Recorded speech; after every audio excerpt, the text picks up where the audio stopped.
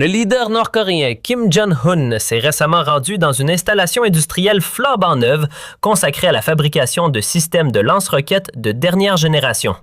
D'après l'agence officielle KCNA, il aurait salué ce programme comme une avancée majeure dans le renforcement de la puissance de feu nationale. Cette inspection, relayée par les médias d'État, survient seulement quelques heures après que Pyongyang a confirmé avoir procédé à de nouveaux essais de missiles de croisière. Dans la narration officielle, ces activités sont présentées comme un signe clair de préparation militaire accrue.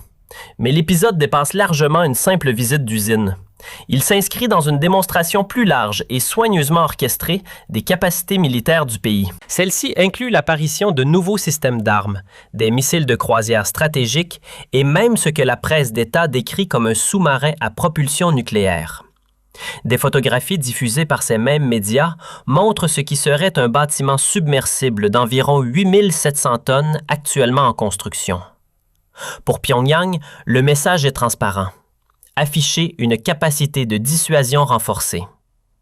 Du côté de Washington et de Séoul, la lecture est évidemment différente. Pour eux, ces images et annonces constituent surtout un rappel supplémentaire que, malgré les sanctions internationales et les pressions diplomatiques, le programme militaire nord-coréen continue d'avancer pas à pas. Le timing est significatif. Ces développements interviennent avant un congrès du Parti des travailleurs au pouvoir, prévu début 2026, le premier en 5 ans. Les analystes affirment que la réunion pourrait signaler de nouvelles orientations politiques, y compris la position de la Corée du Nord envers les États-Unis et l'avenir des négociations nucléaires bloquées. Selon KCNA, Kim a décrit le nouveau système de lance-roquettes comme une arme super puissante, capable de frappes soudaines, précises et dévastatrices. Il a déclaré que les roquettes deviendraient l'épine dorsale de la capacité offensive de la Corée du Nord et seraient déployées en grande quantité lors d'opérations militaires. KCNA l'a appelé un moyen de frappe principal. Les analystes affirment que cette formulation est souvent utilisée pour signaler une importance stratégique plus élevée. Les médias sud-coréens et japonais ont noté que KCNA a décrit ces lance-roquettes multiples comme des atouts de frappe stratégique potentiels. Certains médias ont noté que KCNA a utilisé un langage stratégique. Les experts extérieurs affirment que cela peut suggérer des rôles à double capacité, mais cela ne peut pas être vérifié de manière indépendante. Ce cadrage élève les nouveaux lance-roquettes au-delà de l'artillerie conventionnelle dans le récit de Pyongyang. Il les positionne comme un composant clé de la stratégie de dissuasion plus large de la Corée du Nord, du moins selon les médias d'État. Les images publiées par les médias d'État montrent Kim visitant un vaste atelier d'usine, se tenant à côté de grands systèmes de missiles entourés de slogans de propagande. Les images montrent un grand atelier de production. L'échelle suggère une production élargie, bien que le véritable taux de production ne puisse pas être vérifié de manière indépendante. Kim était accompagné de personnalités de haut rang du programme de missiles du pays, signalant ce que Pyongyang décrit comme l'importance stratégique du nouveau système d'armes.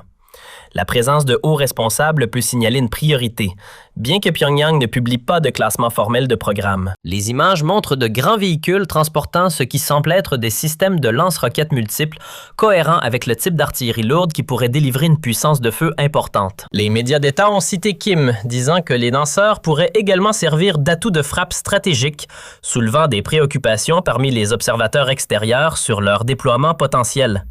Ce langage est notable dans les communications militaires nord-coréennes. Le terme stratégique fait généralement référence à des armes d'importance plus élevée, par opposition aux armes tactiques conçues pour une utilisation sur le champ de bataille. L'inspection fait partie d'une poussée plus large de Kim pour renforcer ce que Pyongyang appelle les capacités contre-offensives, y compris des visites récentes d'usines de missiles et d'installations d'armes. Pour la Corée du Sud et les États-Unis, le développement de tels systèmes représente une préoccupation potentielle. L'artillerie à roquettes lourdes, positionnée près de la zone démilitarisée, pourrait infliger des dommages importants à Séoul et aux zones environnantes dans les phases d'ouverture de tout conflit. La capacité de lancer des frappes soudaines est ce que la doctrine militaire déclarée de la Corée du Nord souligne. Une puissance de feu écrasante conçue pour dissuader l'attaque en rendant le coût du conflit élevé. La Corée du Nord a effectué un exercice de missiles de croisière que KCNA a décrit comme lié à la dissuasion nucléaire. Selon KCNA, les lancements ont été effectués dimanche au-dessus de la mer Jaune, à l'ouest de la péninsule coréenne, sous la supervision directe du dirigeant Kim Jong-un. L'exercice visait à évaluer ce que Pyongyang appelle la capacité de combat et la préparation contre-offensive des unités de missiles à longue portée. Ce cadrage positionne le test comme défensif, une vérification de la capacité de la Corée du Nord à répondre aux menaces plutôt qu'un acte agressif selon les médias d'État. Mais pour la Corée du Sud et les États-Unis, toute expansion des capacités de missiles de la Corée du Nord représente une préoccupation potentielle, quelle que soit la façon dont Pyongyang caractérise l'objectif. KCNA a affirmé que les missiles ont volé pendant plus de 2 heures et ont atteint leur cible. Un vol de 2 heures, s'il est exact, pourrait indiquer un profil à longue portée. Mais la portée exacte dépend de la vitesse et de la trajectoire et ne peut pas être confirmée à partir de KCNA seul. Les médias d'État ont publié des images montrant les missiles lancés et frappant des cibles, soulignant ce que les responsables ont décrit comme la fiabilité du système d'armes. Les images montraient des missiles s'élevant de leur lanceur et voyageant à travers l'eau avant de frapper ce qui semblait être des cibles maritimes. Kim Jong-un a exprimé une grande satisfaction des résultats de l'exercice, selon KCNA, et a réitéré son engagement envers le développement illimité et soutenu des forces de combat nucléaires de la Corée du Nord. Ce langage illimité et soutenu signale que Pyongyang n'a aucune intention de ralentir son développement d'armes, quelle que soit la pression internationale. L'état-major interarmé de la Corée du Sud a confirmé les lancements, affirmant avoir détecté plusieurs missiles de croisière tirés vers 8 heures du matin, heure locale, depuis la zone de Suncheon, près de Pyongyang. L'armée sud-coréenne a déclaré qu'elle reste en état d'alerte renforcé et coordonne étroitement avec les États-Unis pour surveiller les développements et répondre à toute provocation potentielle. Cette coordination entre Séoul et Washington est une pratique standard. Après les essais de missiles nord-coréens, les deux pays maintiennent des capacités de surveillance étendues concentrées sur la péninsule coréenne. La détection depuis la zone de Suncheon, près de l'aéroport international de Pyongyang et d'une installation militaire connue, est cohérente avec les lancements précédents de missiles de croisière. La réponse de la Corée du Sud a mis l'accent sur la préparation et la vigilance, message standard suivant les essais d'armes nord-coréens. Pyongyang a présenté l'essai de missiles comme une mesure défensive. KCNA a déclaré que Kim a souligné que vérifier la fiabilité de la dissuasion nucléaire du pays était un exercice légitime de son droit à l'autodéfense et à la dissuasion de guerre. Les médias d'État ont publié des images de ce qu'ils affirmaient être un sous-marin à propulsion nucléaire de 8700 tonnes en construction. Des images d'État récentes montrent une grande coque que les analystes extérieurs décrivent comme un progrès significatif, bien que des détails clés restent non vérifiés. Cela marque l'une des premières fois que Pyongyang montre publiquement des images du navire depuis l'annonce de ses ambitions de sous-marin nucléaire en 2021. Selon KCNA, le dirigeant Kim Jong-un a déclaré que le sous-marin renforcerait la capacité du pays à répondre à ce qu'il a appelé un environnement de sécurité de plus en plus hostile. Le chiffre de déplacement revendiqué par les médias d'État, s'il est exact, ferait de celui-ci un navire substantiel.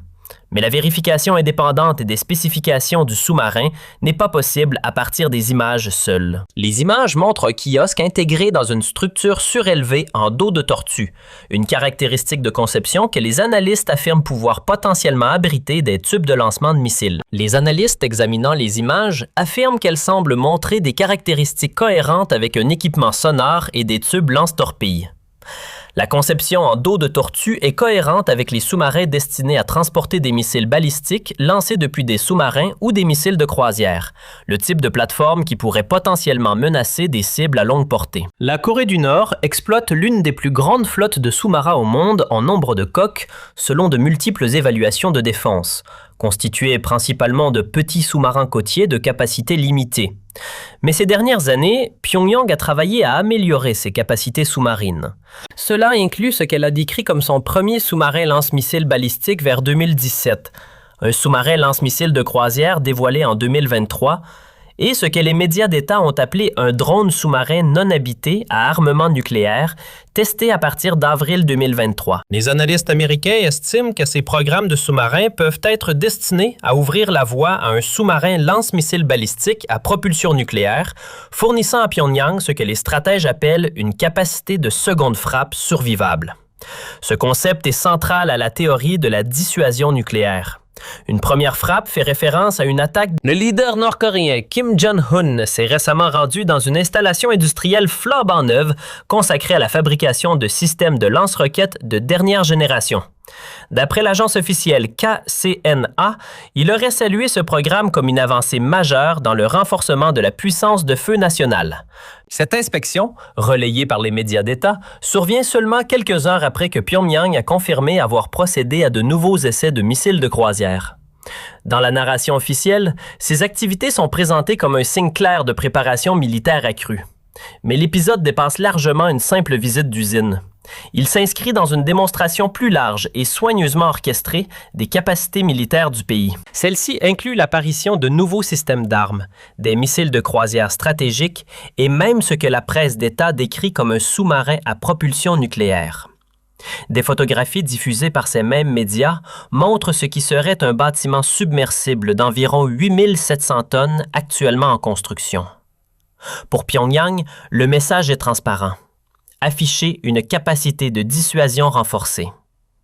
Du côté de Washington et de Séoul, la lecture est évidemment différente. Pour eux, ces images et annonces constituent surtout un rappel supplémentaire que, malgré les sanctions internationales et les pressions diplomatiques, le programme militaire nord-coréen continue d'avancer pas à pas. Le timing est significatif. Ces développements interviennent avant un congrès du Parti des travailleurs au pouvoir, prévu début 2026. Le premier en 5 ans. Les analystes affirment que la réunion pourrait signaler de nouvelles orientations politiques, y compris la position de la Corée du Nord envers les États-Unis et l'avenir des négociations nucléaires bloquées. Selon KCNA, le leader nord-coréen Kim Jong-un s'est récemment rendu dans une installation industrielle flambant neuve consacrée à la fabrication de systèmes de lance-roquettes de dernière génération. D'après l'agence officielle KCNA, il aurait salué ce programme comme une avancée majeure dans le renforcement de la puissance de feu nationale. Cette inspection, relayée par les médias d'État, survient seulement quelques heures après que Pyongyang a confirmé avoir procédé à de nouveaux essais de missiles de croisière. Dans la narration officielle, ces activités sont présentées comme un signe clair de préparation militaire accrue. Mais l'épisode dépasse largement une simple visite d'usine. Il s'inscrit dans une démonstration plus large et soigneusement orchestrée des capacités militaires du pays. Celle-ci inclut l'apparition de nouveaux systèmes d'armes, des missiles de croisière stratégiques et même ce que la presse d'État décrit comme un sous-marin à propulsion nucléaire. Des photographies diffusées par ces mêmes médias montrent ce qui serait un bâtiment submersible d'environ 8700 tonnes actuellement en construction. Pour Pyongyang, le message est transparent. Afficher une capacité de dissuasion renforcée. Du côté de Washington et de Séoul, la lecture est évidemment différente. Pour eux, ces images et annonces constituent surtout un rappel supplémentaire que, malgré les sanctions internationales et les pressions diplomatiques, le programme militaire nord-coréen continue d'avancer pas à pas. Le timing est significatif. Ces développements interviennent avant un congrès.